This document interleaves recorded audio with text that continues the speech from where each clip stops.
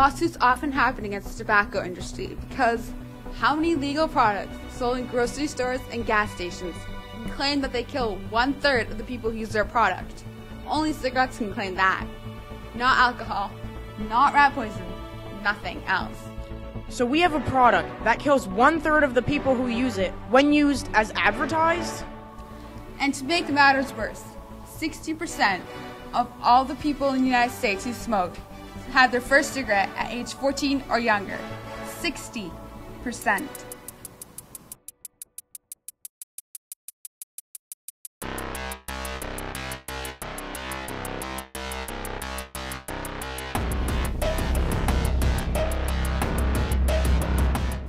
The percent of people that start smoking at the age of 18 or younger is 90%.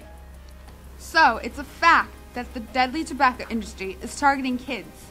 20-year-olds don't start smoking in sufficient numbers. 30-year-olds hardly ever start smoking. 40-year-olds? Are you kidding me? It's kids or children that are tricked into this product and its addiction.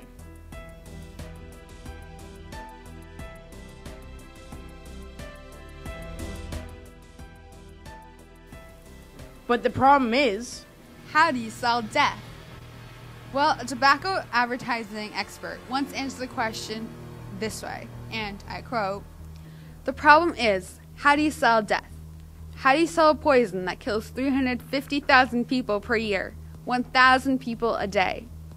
You do it with the great open spaces, the mountains, the open places, the lakes coming up to the shore. They do it with healthy young people. They do it with athletes. How could a whiff of a cigarette be any harm in a situation like that? It couldn't be. There's too much fresh air, too much health, too much absolute exuding of youth and vitality. That's the way they do it," unquote. So here we are, a group of middle school students who have just learned how to search the 43 million pages of internal tobacco documents that the American Legacy Foundation has optically scanned and made searchable in their database. These are documents that have been subpoenaed in lawsuits, and now you and I can dig around in them. And who knows what we might find.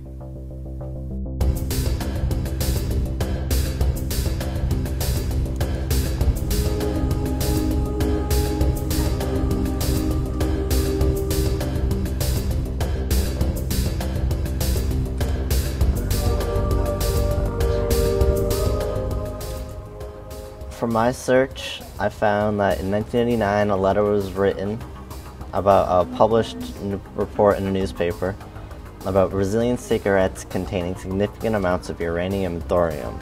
These are two naturally occurring radioactive elements. Yeah.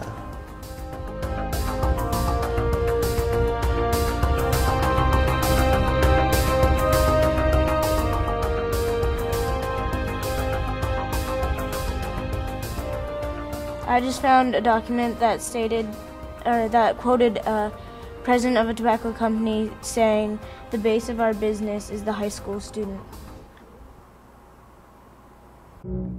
The smoking patterns of teenagers are particularly important to Philip Morris.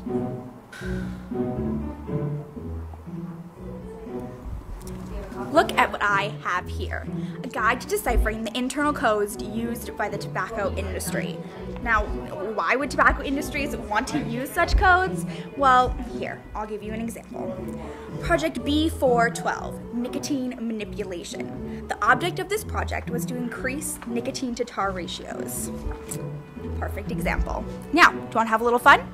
Take this, which was published by the Harvard School of Public Health, Division of Public Practice Health in the Tobacco Research Program, and head to the American Legacy Tobacco documents to check out some of these codes.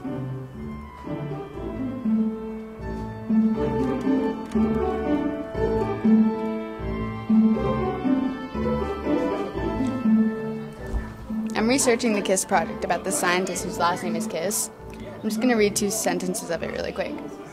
We will also prepare immunoconjugates of MAB22 and 3G8 by linking them to a potent BNGRP antagonist. We choose an antagonist since it's anticipated that it will interact with and block the high affinity activity of BNGRP receptor. I think that this is ridiculous, that they're talking about something that's going into people's lungs.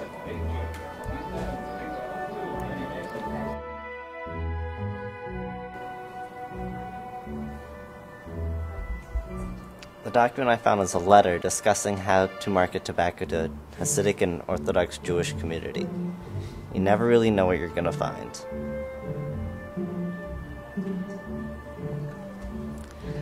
Sometimes when you're looking through here, you're just gonna find junk. I mean, just junk. You're gonna find random scribbles on pieces of paper, random drawings that you can't figure out what the heck it's on there. But you just have to keep looking.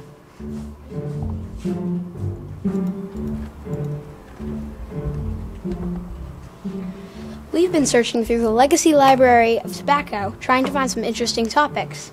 We found this document under Flanagan Enterprises. I was reading through it and I found one quote that I thought was really interesting. The concept is a simple one. Flanagan Enterprises is proposing a children's video be made to advertise the Camel product. Children love cartoons, and these can be incorporated into the purchasing of cartons or packets of Camel cigarettes. This quote I also thought was really interesting. Near the top of the letter it says, "Imagine a 5-year-old child who will be a future customer of your cigarettes in the next few years."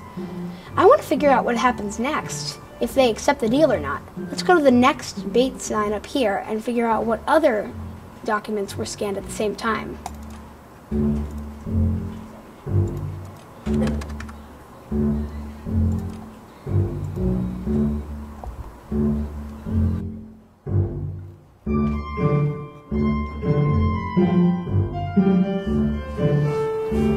In my research about the KISS project, this sentence sums it up. I quote, "If we were able to separate the effect of nicotine from other abused drugs in the limbic system by pharmacological tools, it would be better. It would provide a better insight of the mechanism leading to addiction." Hey, I've got an interesting one for you. Responding to concerns expressed by Miss Brown about the Joe Camel ad campaign appealing to youth, the letter stated, "Our intention with this campaign, as with all of our advertising, is to only appeal to adult smokers." This is ridiculous, and I have proof. This document right here that I found earlier is all about a conversation concerning how to target kids using the Joe Camel character and entertainment and animation.